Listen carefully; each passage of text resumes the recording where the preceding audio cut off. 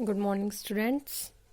So, today will be our last topic of atomic structure, and that is effective nuclear charge and Slater's rules. This is very important. ठीक है, अच्छे से करना इसे. Slater's rule के applications भी हैं, एग्जांपल्स भी हैं जो काफ़ी इंपॉर्टेंट है, हर बार पूछे जाते हैं. ठीक है, तो इफेक्टिव न्यूक्लियर चार्ज ये हमने लास्ट लेक्चर में पढ़ा भी है, आपको ध्यान हो शायद, जिसमें हमने क्या किया था मल्टी इलेक्ट्रॉन के केस में. ठीक है, मल्टी इलेक्ट्रॉन के केस में क्या होता था कि जो आउटर मोस्ट इलेक्ट्रॉन है उसको न्यूक्लियस का एक्चुअल चार्ज एक्सपीरियंस नहीं होता due to presence of inner electron. जो ये इनर इलेक्ट्रॉन्स होते हैं ये क्या करेंगे, इस न्यूक्लियर चार्ज को, ये मान लो न्यूक्लियस है, ये हमारे इनर इलेक्ट्रॉन्स और यहाँ पे हमारा क्या आउटर मोस्ट इलेक्ट्रॉन, ये आउटर मोस्ट इलेक्ट्रॉन है, ये न्यूक्लियस है सेंटर में, और यहाँ पे क्या हमारे इनर इलेक्ट्रॉन्स. तो ये इनर इलेक्ट्रॉन्स क्या कर देते हैं, इस न्यूक्लियस के न्यूक्लियर चार्ज को शील्ड कर देंगे. तो शील्ड होने के कारण जो हमारा क्या है आउटर मोस्ट इलेक्ट्रॉन, उसको न्यूक्लियस का एक्चुअल चार्ज एक्सपीरियंस नहीं होगा. तो जो अब इस इलेक्ट्रॉन ने चार्ज एक्सपीरियंस किया है उसे बोलते हैं इफेक्टिव न्यूक्लियर चार्ज, जिसको रिप्रेजेंट करते हैं जेड इफेक्टिव से. देखो यहाँ पे है, in multi electron atoms electron in outermost shells are screen from the nucleus by inner electron. As a result electron in outermost shell does not experience the full charge of nucleus. The actual nuclear charge felt by electron is called effective nuclear charge. ठीक है, फिर इसके बाद इन्होंने example दिया है. For example in electron in outermost 2s orbital. इन्होंने किसका एग्जाम्पल लिया, हमने कंसिडर किया कि जो आउटरमोस्ट इलेक्ट्रॉन हो किस में है 2s ऑर्बिटल में. तो इलेक्ट्रॉनिक कॉन्फिगरेशन क्या जाएगी 2s1. तो यहाँ पे 2s1 जो इलेक्ट्रॉन है does not experience the full charge of nucleus because there is intervening shell 1s2.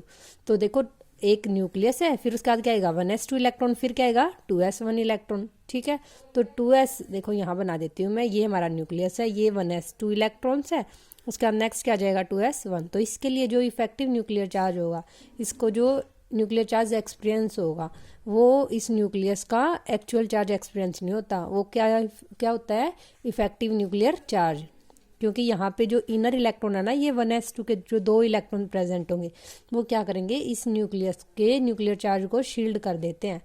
ठीक है, the effective nuclear charge felt bye 2s1 electron will be less than actual nuclear charge. This means various inner orbital electron clouds serve as screen between the nucleus and outermost electron. ठीक है, तो जो ये inner electrons होते हैं ये किसकी तरह एक्ट करते हैं, एज ए शील्ड. वो क्या करेंगे, इस न्यूक्लियस के न्यूक्लियर चार्ज को शील्ड कर देंगे. ठीक है, तो शील्ड होने के कारण जो आउटरमोस्ट इलेक्ट्रॉन है उसे न्यूक्लियस का एक्चुअल न्यूक्लियर चार्ज एक्सपीरियंस नहीं होगा, उससे क्या होगा, उससे कम चार्ज एक्सपीरियंस होगा, और वो कौन सा होगा, जेड इफेक्टिव. उसे बोलते हैं इफेक्टिव न्यूक्लियर चार्ज. ठीक है, therefore outermost electron does not experience that much attraction from the nucleus which it would have experienced if there is no intervening electron. So inner electron shield or screen the outermost electron. This is called shielding effect or screening effect. ठीक है, effective nuclear charge क्या होता है पता चल गया. और shielding effect किसे बोलते हैं, जो इनर इलेक्ट्रॉन्स होते हैं वो एज ए शील्ड काम करती है, आउटरमोस्ट इलेक्ट्रॉन को शील्ड कर देती है फ्रॉम द न्यूक्लियर चार्ज. उसे बोलते हैं शील्डिंग इफेक्ट या फिर स्क्रीनिंग इफेक्ट. ठीक है, अब निकालेंगे हम जेड इफेक्टिव. जेड इफेक्टिव होता है जो effective nuclear charge. Effective nuclear charge, देखो न्यूक्लियर चार्ज को तो हम रिप्रेजेंट करते हैं ऑलवेज जेड से, और Z effective means effective nuclear charge. तो ये क्या होता है, एक्चुअल जो चार्ज होता है ना न्यूक्लियस का उससे कम होता है. और कितना कम होता है, जो इनर इलेक्ट्रॉन्स हैं उन्होंने जितनी स्क्रीनिंग प्रोड्यूस की है. ठीक है, स्क्रीनिंग ये स्क्रीन का काम कर रहे थे ना, तो यहाँ पे क्या आता है एक स्क्रीनिंग कांस्टेंट, किसका होता है, इनर इलेक्ट्रॉन्स का. तो जो जेड इसका चार्ज है उसमें से एस सब्ट्रैक्ट कर देंगे तो इसे जो एक्सपीरियंस हो जाएगा वो आ जाएगा जेड इफेक्टिव. तो जेड इफेक्टिव क्या आ जाएगा, जेड माइनस एस. ठीक है, उसके बाद अब हम नेक्स्ट करते हैं, एस क्या होता है स्क्रीनिंग कांस्टेंट. ठीक है, वो क्या होता है measure of screening constant of all the other electrons in the atom. जितने भी इनर इलेक्ट्रॉन्स हैं, ठीक है, जो शील्ड कर रहे हैं आउटरमोस्ट इलेक्ट्रॉन को, ठीक है, वो कितना कंट्रीब्यूट कर रहे हैं स्क्रीनिंग में, उसको रिप्रेजेंट करते हैं कैपिटल एस से. Screening constant means screening contribution of all the other electrons in an atom. अगर हमारी स्क्रीनिंग स्मॉल है तो इफेक्टिव न्यूक्लियर चार्ज क्या हो जाएगा, हाई. ठीक है, अगर ये इनकी स्क्रीनिंग कम है, कम स्क्रीन कर पा रहे हैं तो इसको ज़्यादा चार्ज एक्सपीरियंस होगा. अगर इनकी स्क्रीनिंग ज़्यादा है ये ज़्यादा है, स्क्रीन ज़्यादा शील्ड कर दिया इन्होंने, तो इसको इफेक्टिव न्यूक्लियर चार्ज कम एक्सपीरियंस होगा। ठीक है, अब हमें स्लेटर्स ने एक कुछ रूल्स दिए थे जिन्हें बोलते हैं स्लेटर्स रूल, जो हमें क्या एक्सप्लेन करते हैं, जो हमें हेल्प करते हैं to calculate the screening constant. ठीक है, by the help of Slater's rule we can find out the shielding constant S. ठीक है, तो वो रूल्स क्या है, मोस्ट इंपॉर्टेंट है ये। ठीक है, पूछते हैं हर बार, ध्यान से करना। तो स्लेटर्स रूल का फर्स्ट रूल क्या है, फर्स्ट ऑफ ऑल हम क्या लिखेंगे, इलेक्ट्रॉनिक कॉन्फ़िगरेशन। और इलेक्ट्रॉनिक कॉन्फ़िगरेशन हम वो नहीं लिखेंगे जो अफबाव के अकॉर्डिंग आई थी सिस्टमेटिक डायग्राम से। ठीक है, याद रखना, मोस्ट इंपॉर्टेंट पॉइंट है। जो इलेक्ट्रॉनिक कॉन्फ़िगरेशन है वो कैसे लिखेंगे, जो नॉर्मल सीक्वेंस होती है हमारी ऑर्बिटल्स की, कैसे, simply 1s 2s 2p 3s 3p 3d 4s 4p 4d 4p 4s 4p 4d 4f, फिर 5s 5p 5d 5f 6s 6p 6g 7s 7p। ठीक है, नॉर्मल आइए देखो, मैंने उसके अकॉर्डिंग नहीं बोला, अफबाव के अकॉर्डिंग तो क्या आना चाहिए था, 1s2 2s2 2p6। ठीक है, 3s2 3p6, फिर उसके बाद 3d नहीं होता, फर्स्ट क्या आता है 4s, देन आता है 3d, वो नहीं करना यहाँ पे, ध्यान से नोट कर लो इस पॉइंट को, नॉर्मल सीक्वेंस लिखनी है देखो। ठीक है, 1s 2s 2p 3s 3p 3d 4s 4p 4d 4f। ठीक है, फिर 5s 5p 5d 5f 6s 6p, ऐसे चलेगी। उसके बाद हमें क्या बनाने हैं, ग्रुप्स को बनाते वक्त हम क्या करेंगे, ब्रैकेट्स का यूज़ करते हैं। और ग्रुप्स ऐसे बनाने हैं जो s और p होते हैं ना, सेम n के लिए प्रिंसिपल क्वांटम नंबर क्या होना चाहिए, सेम, उनका तो बनेगा एक ग्रुप। ठीक है, और d का अलग ग्रुप होता है और f का अलग ग्रुप होता है, ये भी नोट कर लो। ठीक है, फॉलोइंग ऑर्डर में हमें इलेक्ट्रॉनिक कॉन्फ़िगरेशन लिखनी है। उसके बाद एस एंड पी ऑफ से shell same value of N होनी चाहिए। ठीक है, रिटर्न टुगेदर, उनका एक ग्रुप होगा, उनको एक ब्रैकेट में लिखेंगे। While D and F R return separately, D और एफ क्या होंगे, अलग अलग लिखेंगे। ठीक है, उसके बाद अब हम क्या निकाल रहे हैं, एस स्क्रीनिंग कॉन्स्टेंट। मान लो ये हमारा ये वाला ही केस है, 2s1 है। ठीक है, और देखते हैं कोई भी, और आगे एग्जांपल आएगा जिसमें लार्ज नंबर ऑफ इलेक्ट्रॉन्स होंगे। इसमें तो जैसे 3 इलेक्ट्रॉन्स है तो इसमें एक्सप्लेन नहीं कर पाऊंगी मैं। और कोई केस है, मान लेते हैं हमारा कौन सा केस लूँ, अब ये बताओ, छोड़ो उसे, आगे एग्जाम्पल में आएगा तब बता दूंगी। तो क्या होता है, जो स्क्रीनिंग प्रोड्यूस कर रहे हैं वो कौन प्रोड्यूस कर रहे हैं, इनर इलेक्ट्रॉन। एक तो हमारा क्या है, एक तो क्या होगा, एक तो ये होगा कि जो हम निकाल रहे हैं screening constant outer most electron के लिए। ठीक है, तो वो इलेक्ट्रॉन हमारा क्या हो जाएगा, इलेक्ट्रॉन अंडर कंसिडरेशन।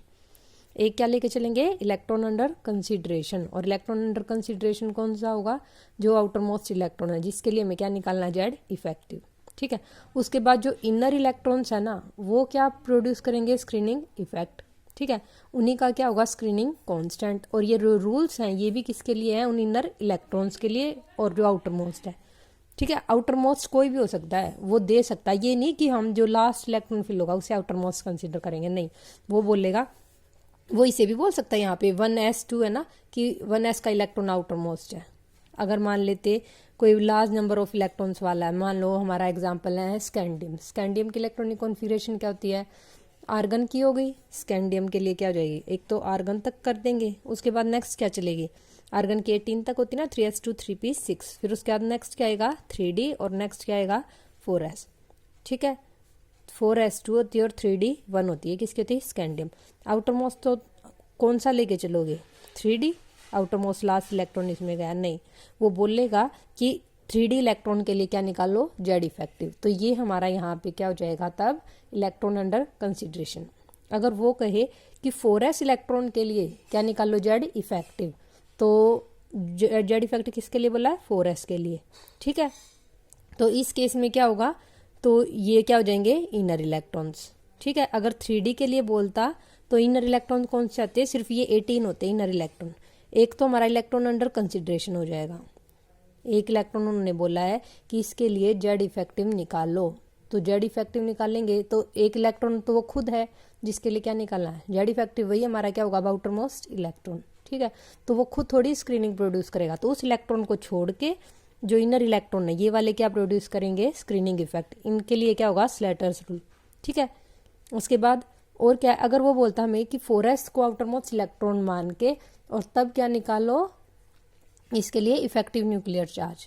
तो इसमें इनर इलेक्ट्रॉन्स कौन से हो जाएंगे, आर्गन के 18, एक ये हो जाएगा, और 4s के अंदर 2 इलेक्ट्रॉन है। एक तो हमारा इलेक्ट्रॉन अंडर कंसिडरेशन है जिसको हमने लिया आउटर मोस्ट इलेक्ट्रॉन, वो खुद को थोड़ी स्क्रीन करेगा, ठीक है, तो उससे हम एक इलेक्ट्रॉन को छोड़ देंगे जो आउटर मोस्ट है, और जो बाकी के बच गए ना सभी इलेक्ट्रॉन्स वो क्या प्रोड्यूस करते हैं, स्क्रीनिंग इफेक्ट। तो 18 ये और एक एस का, उनके ऊपर क्या लगाएंगे हम, स्लैटर्स रूल, जो भी रूल हम पढ़ने वाले हैं, समझ में आया। तो इलेक्ट्रॉन्स अगर 3D की बात करते तो इनर इलेक्ट्रॉन्स मैंने क्या बोला था, सिर्फ ये क्या करेंगे, स्क्रीनिंग इफेक्ट प्रोड्यूस करेंगे, तो आउटर वाले स्क्रीनिंग इफेक्ट नहीं प्रोड्यूस करेंगे अगर 3D की बोलता, ठीक है। मैंने बताया था अगर ये उन्होंने उसने बोला कि 2s इलेक्ट्रॉन के लिए बताओ क्या क्या बताना हमें, स्क्रीनिंग इफेक्ट, ठीक है, इसके लिए जेड इफेक्टिव निकालना है, तो सिर्फ ये इलेक्ट्रॉन क्या करेंगे, स्क्रीनिंग, ना कि अगर यहाँ भी इलेक्ट्रॉन होता, अगर इलेक्ट्रॉनिक कॉन्फिगरेशन क्या होती है 2s2 2p1 होती, ये इलेक्ट्रॉनिक कॉन्फिगरेशन उसने बोला एस के लिए, तो सिर्फ ये स्क्रीनिंग करेंगे, ना कि ये पी भी करेगा, ठीक है। तो क्या है second point, electron in any group higher in sequence than electron under consideration, जो इलेक्ट्रॉन अंडर कंसिडरेशन जिसके लिए इन्होंने क्या बोला है कि जेड इफेक्टिव निकालो, तो उससे हायर ग्रुप वाले जो भी इलेक्ट्रॉन होंगे वो do not screen those in lower group, ठीक है, वो अपने लोअर ग्रुप वालों को स्क्रीन थोड़ी करेंगे, कौन करेगा, किसी भी इलेक्ट्रॉन अंडर कंसिडरेशन को कौन स्क्रीन करेगा, जो इनर इलेक्ट्रॉन प्रेजेंट होंगे। आउटर मोस्ट का हम कंट्रीब्यूशन 0 कंसिडर करते हैं, कंट्रीब्यूट 0 टू स्क्रीनिंग कांस्टेंट, ठीक है।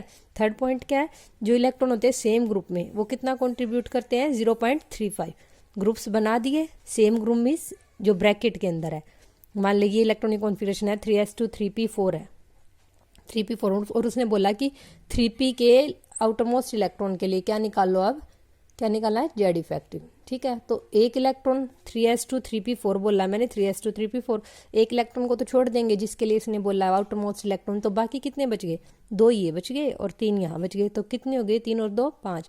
तो ये जो 5 इलेक्ट्रॉन है सेम ग्रुप में है ना, क्योंकि आउटर मोस्ट इलेक्ट्रॉन इसी में और एक ग्रुप ये पूरा है, तो सेम ग्रुप वाले कितने कॉन्ट्रीब्यूट करेंगे, 0.35। अगर मान लो हमारी इलेक्ट्रॉनिक कॉन्फिगरेशन होती 3d4 होती, ये होती 1s2 2s2 2p6 3s2 3p6 3d4 होती, ठीक है। तो 3d4 है तो 4 है तो एक इलेक्ट्रॉन तो क्या जाएगा, उसने बोला 3d इलेक्ट्रॉन के लिए जेड इफेक्टिव निकालो, तो 3d है, एक इलेक्ट्रॉन इसने बोल दिया आउटर मोस्ट जो हमारा इलेक्ट्रॉन अंडर कंसिडरेशन होगा, तो उस एक इलेक्ट्रॉन को छोड़ दो, बाकी कितने बच गए इस ग्रुप में, 3d, ये एक ग्रुप है इसमें कितने बच गए, 3, तो ये 3 इलेक्ट्रॉन कितना कॉन्ट्रीब्यूट करेंगे, 0.35, ठीक है। Electrons in same group contribute 0.35, ये ध्यान रखना। उसके बाद है अगर इलेक्ट्रॉन अंडर कंसिडरेशन हमारा किस में है, एस या पी में, इस ग्रुप में एस या पी एस या पी एस या पी एस या पी, अगर इनमें से किसी में है, ठीक है, एस या पी एस या पी एस या पी एस या पी, तो जो सेम ग्रुप के है ना वो कितना कंट्रीब्यूट करते हैं, वो तो सभी में ठीक है 0.35। तो जो इनर वाले ना n-1, अगर इलेक्ट्रॉन हमारा यहाँ होता 3s2 3p4 माना था ना मैंने, तो सेम ग्रुप के कितने बचे थे, एक तो कंसिडरेशन था 5 थे, 5 कितना कंट्रीब्यूट करे थे 0.35, और जो इनर वाले n-1 ये तो हमारा अब n है, इलेक्ट्रॉन अंडर कंसिडरेशन n है, इसके लिए बोला n-1 ये हो जाएगा 2 वाला, 3 है 2 है प्रिंसिपल क्वांटम नंबर 1 है, ये n लिया हमने np, तो ये क्या हो जाएगा n-1, ये n-2। तो अगर इलेक्ट्रॉन हमारा एस या पी में है तो जितने भी n-1 सब शेल के इलेक्ट्रॉन है, ठीक है, n-1 शेल के इलेक्ट्रॉन वो कितना कंट्रीब्यूट करते हैं 0.85, समझ में आ रहा है, ठीक है, कितना कंट्रीब्यूट करेंगे 0.85। तो यहाँ पे देखो 5 इलेक्ट्रॉन तो कितना कंट्रीब्यूट कर रहे थे 0.35, जो अंदर वाले n-1 कितने हैं 2 और 6 8 इलेक्ट्रॉन कितना कंट्रीब्यूट करेंगे 0.85, और जो डीपर वाले बच गए ना जितने n-2 है या और कोई होता n-3 होता, अगर ये कंसीडर करती तो यहाँ पे n-1 तो ये हो जाता n-2 n-3, तो ये डिपर वाले अगर इसकी बात करते तो इसके लिए n-1 वाले ये तो कितना कंट्रीब्यूट करते 0.85, और ये सभी जितने भी बच गए वो कितना कंट्रीब्यूट करते 1। ये किसके लिए था, जब इलेक्ट्रॉन हमारा किस में है एस या पी में, ठीक है। उसके बाद अगर इलेक्ट्रॉन अंडर कंसिडरेशन किस में है डी या एफ में, ठीक है, डी या एफ में, तो सेम ग्रुप के तो मैंने बताया था कितने कंट्रीब्यूट करेंगे 0.35। तो जो जैसे 3d4 कंसीडर किया था मैंने, तो एक इलेक्ट्रॉन अंडर कंसिडरेशन था, 3 इलेक्ट्रॉन कितना कंट्रीब्यूट कर रहे थे हमारे 0.35, जो बाकी के जितने भी हैं लोअर वाले इनर वाले ये सभी, ठीक है, ये कितना कंट्रीब्यूट करेंगे 1। देखो for electron in n d और n f all the electrons in lower groups contribute 1, समझ आ रहा है? एक बार मैं रफली बता देती हूँ, ध्यान से देखना। सबसे पहले बनाएंगे sp का ए ग्रुप होगा, d और f का ए ग्रुप होगा। इलेक्ट्रॉन इन सेम ग्रुप में हमेशा, चाहे वो किसी में भी हो, सेम ग्रुप इसमें है, इसका है या इसका, कितना कंट्रीब्यूट करेंगे? 0.35। जो बच गए, एक तो इलेक्ट्रॉन अंडर कंसिडरेशन हो जाएगा, उसको छोड़ के एक्सेप्ट दिस, ठीक है। जो बच गए सेम ग्रुप में, मान लेते D5 है हमारी, तो D5 है तो कितने बच गए? और 4 बच गए ना, एक तो अंडर कंसिडरेशन हो जाएगा और बच गए कितने? 4। तो ये 4 कितना कंट्रीब्यूट करेंगे? 0.35।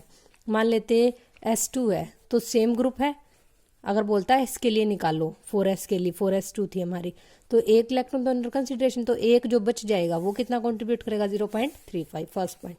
सेकंड, अगर इलेक्ट्रॉन हमारा S या P में था, इलेक्ट्रॉन अंडर कंसिडरेशन ये है या फिर ये केस है। अगर ये वाला केस है तो इसमें क्या होता है, सेम ग्रुप के तो मैंने बता दिया, एक चाहे किसी में हो n-, ठीक है। बट अगर इलेक्ट्रॉन किस में है, S या P में, तो n-1 वाले कंट्रीब्यूट करते हैं 0.85 और n-2 एंड लोअर जो सभी बच गए, n-1 वाले इतना, उसके बाद कितना कंट्रीब्यूट करेंगे? 1। बट अगर इलेक्ट्रॉन हमारा किस में है, तो D में है, या इलेक्ट्रॉन हमारा F में है, तो सेम ग्रुप वाले तो वही कंट्रीब्यूट करेंगे 0.35। और जो इनर के जितने भी हैं, इनर सारे कौन से, ये तो ND था, तो n-1, n-2, n-3 and so on, ये सभी कितना कंट्रीब्यूट करते हैं? 1। सेम ग्रुप में 0.35। फिर इलेक्ट्रॉन S या P में है तो इनर का देखना है हमें, S या P में तो इनर n-1 वाले 0.85 और लोअर वाले 1। अगर इलेक्ट्रॉन हमारा किस में है, D या F में, तो सेम वाले तो 0.35 और जो बच गए सारे 1 करेंगे, ठीक है। आ गया समझ में? अब एक एग्जाम्पल लेते हैं, उससे क्लियर हो जाएगा। ये एग्जाम्पल लिया है, काफ़ी टाइम रिपीट हुआ है, देख लो, तो ये मोस्ट इम्पोर्टेंट है। वैसे तो सभी इम्पोर्टेंट है, सभी ऐसे हैं जो कभी ना कभी आए हुए हैं, फिर भी मैं ये वाला केस ले लेती हूँ क्योंकि इसमें 2 एग्जाम्पल लिए हैं, ठीक है। इन्होंने जिंक का एग्जाम्पल लिया है, तो जिंक का एटॉमिक नंबर 30 होता है। इलेक्ट्रॉनिक कॉन्फ़िगरेशन क्या होती है, जो भी होती है आप सभी को पता है, 4s2 3d10। स्कैंडियम की क्या होती है, 4s2 3d1, और लास्ट में जिंक तक जाते जाते क्या हो जाती है, 4s2 3d10, ठीक है। तो यहाँ पे वो वाली सीरीज नहीं लिखेंगे, अफबाव वाली 4s2 3d1 3d10, मैंने पहले भी बताया। इसको जब भी हम स्लेटर्स रूल पढ़ेंगे, स्क्रीनिंग कांस्टेंट निकालेंगे, हमेशा एक रेगुलर सीरीज लिखेंगे जो ऑर्बिटल्स की होनी चाहिए, ठीक है। तो इसमें मैंने लिख दी ये वाली 1s 2s 2p 3s2 3p6 3d10 4s2। फिर ग्रुप बनाओ, S और P का सेम ग्रुप के लिए, सेम अगर n है, सेम शेल से है तो उसका ए ग्रुप, यहाँ पे P होता ही नहीं 1s में, तो इसका ए group. 2s 2p same n है तो इनका ए group. 3s 2 3p same n है तो इनका ए ग्रुप। 3d का मैंने बताया था अलग होता है।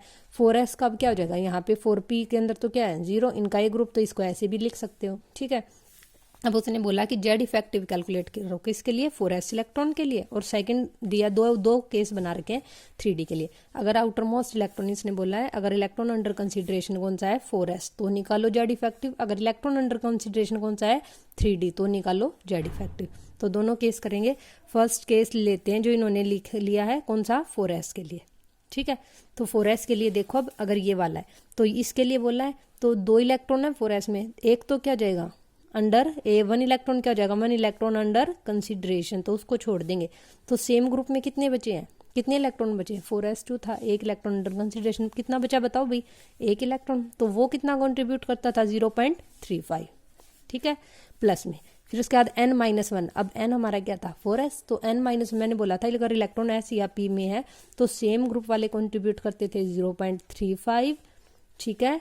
n-1 वाले कितने करते थे 0.85, और n-2 एंड लोअर वो सभी कितना करते थे 1, तो ये वाला लगेगा यहाँ पे 1 ने कंट्रीब्यूट किया 0.35। फिर उसके बाद ग्रुप मत देखो, n-1 देखो, तो n-1 मीन्स 4 - 1 3, तो 3 के अंदर जितने भी है 3s2 3p6 3d10 कितने हो गए 18 कितना कंट्रीब्यूट करेंगे 0.85।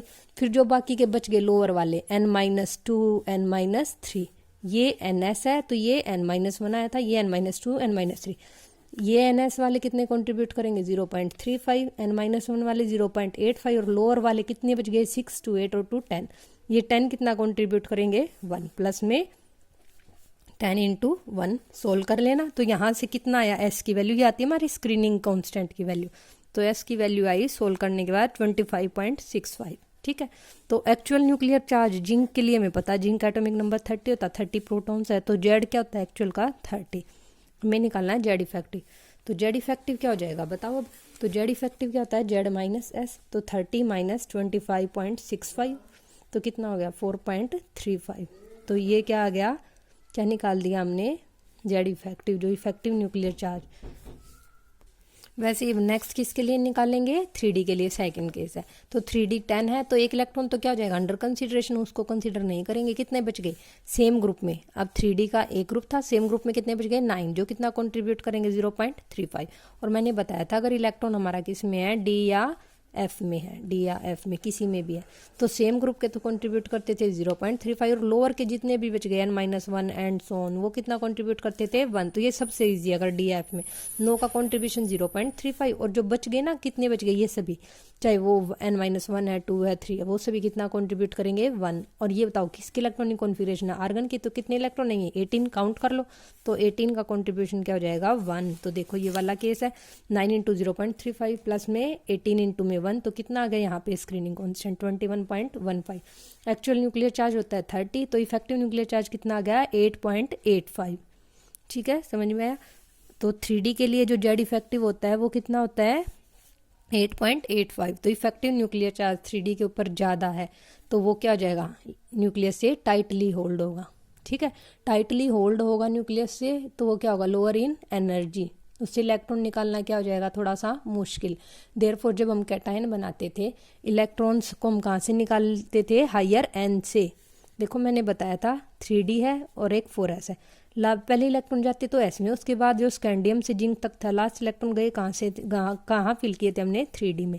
बट निकालते वक्त, ठीक है, बट निकालते वक्त फर्स्ट ट्रांजिशन सीरीज है, फर्स्ट 3D की फिलिंग है इसमें, बट जब फिलिंग करते हैं फर्स्ट एस में जाते हैं और लास्ट जाते हैं 3D में। तो निकालते वक्त भी कहाँ होना चाहिए, जब कैटायन बनाए तो 3D से रिमूव होना चाहिए, बट मैंने बताया था कहाँ से रिमूव होते हैं हाई एन से। हाई एन से क्यों, क्योंकि 3D के लिए हमने देखा जेड इफेक्टिव क्या जाता है ज़्यादा, तो वो न्यूक्लियस से टाइटली हेल्ड होंगे, उसको इजीली रिमूव नहीं कर सकते। बट 4s के केस में इफेक्टिव न्यूक्लियर चार्ज कम है, तो उसको हम इजीली क्या कर सकते हैं रिमूव कर सकते हैं। देयरफॉर जब हम कैटायन बना रहे थे वो इलेक्ट्रॉन कहाँ से गए थे हाईएस्ट एन से। समझ में आया, ऐसे ही और एग्जाम्पल है, एक बार करके देखना। आप सभी एक बार अपने ये जो एग्जाम्पल्स बचे हुए हैं इन्हें ट्राई करना, उसके बाद अगर प्रॉब्लम आती है तो मैं फिर से एक वीडियो बना के एक्सप्लेन कर दूंगी, ग्रुप में डाल देना जिसमें भी कोई प्रॉब्लम है, पर करने सभी को सारे के सारे हैं, ट्राई करना जो बताया। ठीक है, next is application of Slater's rule, next lecture में करेंगे जो आज ही मैं डाल दूंगी। ओके।